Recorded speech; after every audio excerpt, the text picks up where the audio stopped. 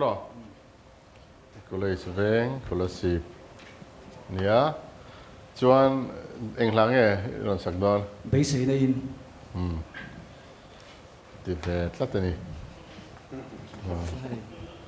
chuan musician te kha guitarist Jerry Aizol Ramthar anh chuan keyboardist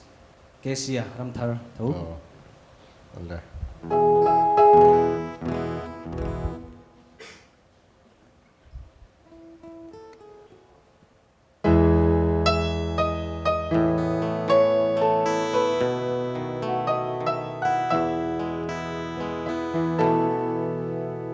Cơ đi vui tâm hoa ngày bia thu đi ito na kalan se a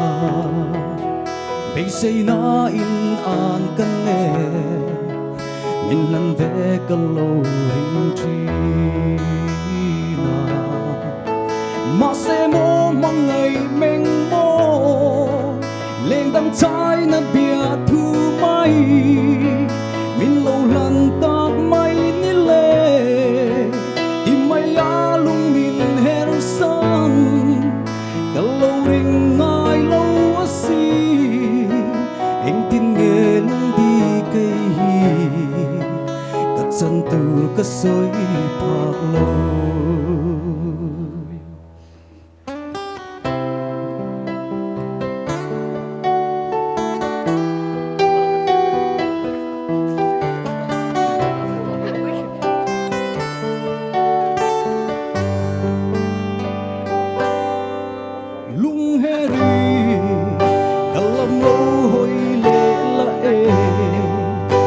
trái đi mình đồn chiang la cây yang lấy ril mang ngày na nay về hiền cả ring rong du la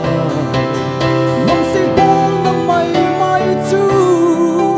cùng tuam lấy ôm xì lâu qua nắng mai chu ma lệ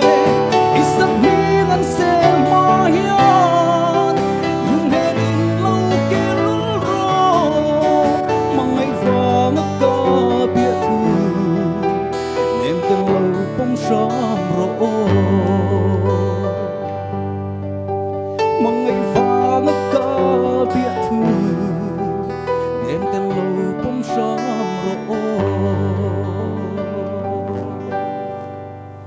Alo mày.